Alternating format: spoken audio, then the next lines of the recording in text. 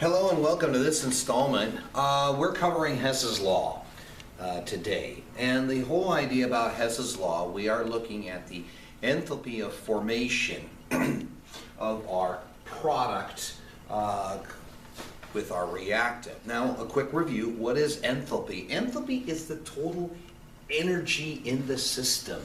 The heat, the work, all that combined. And that's represented by delta H. So, let's get started with this one. We're going to look at the delta H for this reaction. We have PCl5 breaks down into PCl3 plus Cl2, that's a gas.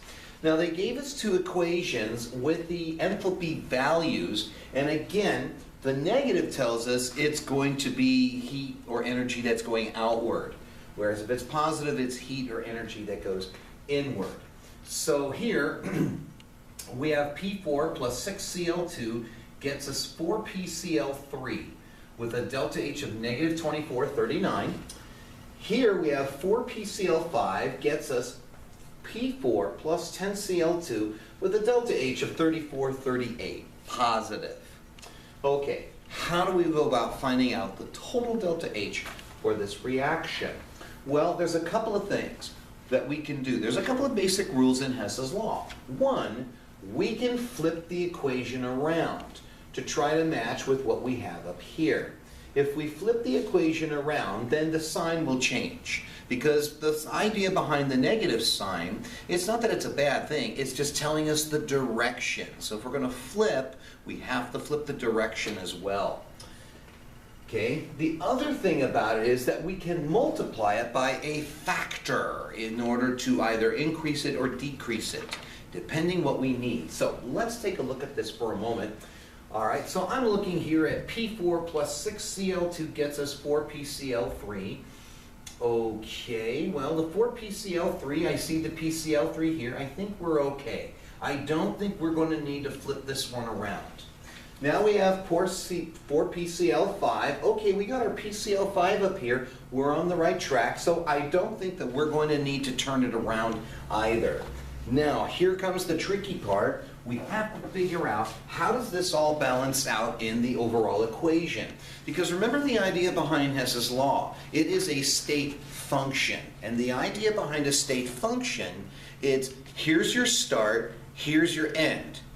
We don't care what kind of a path you take to get to the end. That's the thing. And if you look at this, there's certainly some intermediate forms that are in there as part of the overall equation. So let's go ahead. We're going to use this as the goal that we're trying for. And let's look at this. I've got P4 plus, and I'm going to add this in there too, 4PCl5 plus 6, well here, let me erase this so it'll be a little bit more consistent. So here's P4 plus 6Cl2. And what we're going to do, we're going to combine the bottom one here, plus 4PCl5.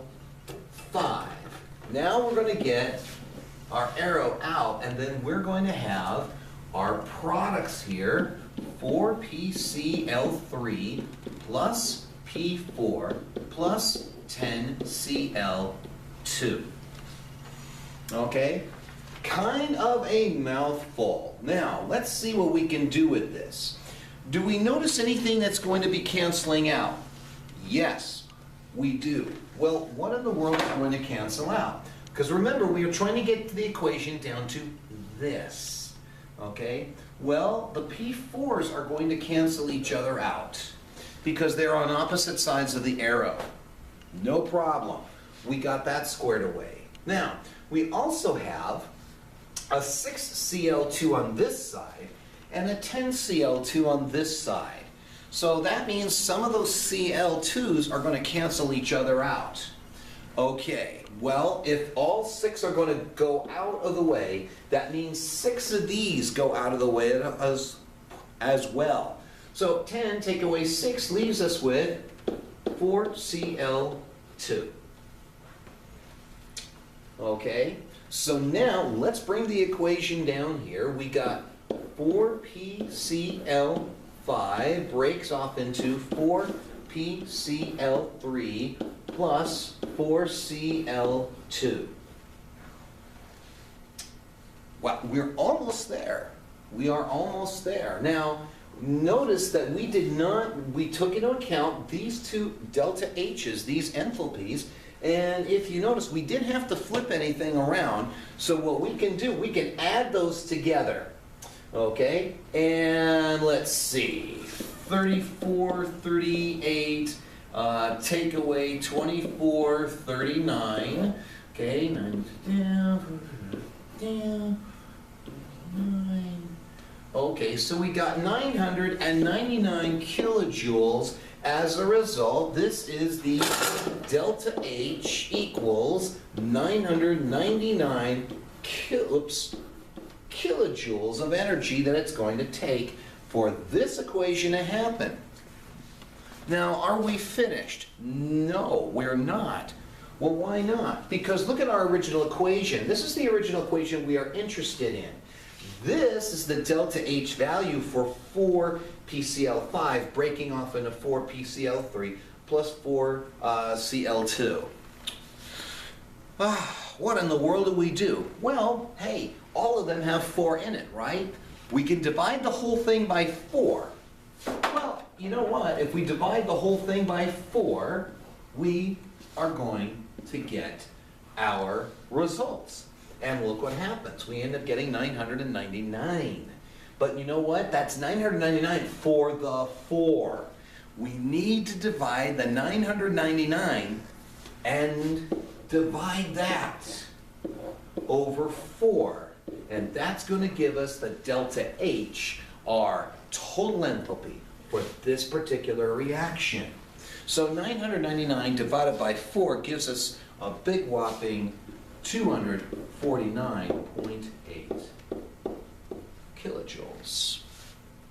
Ladies and gentlemen, that is the answer to our first one. Woo! Yeah. So that's the whole idea for this. Okay? All right. I would like to work on a second one myself. So let's go ahead. You know what? Let's see if I can just simply go ahead and bring that up to here. Okay, here we go. This one is going to require a little bit more time. This one, let me see.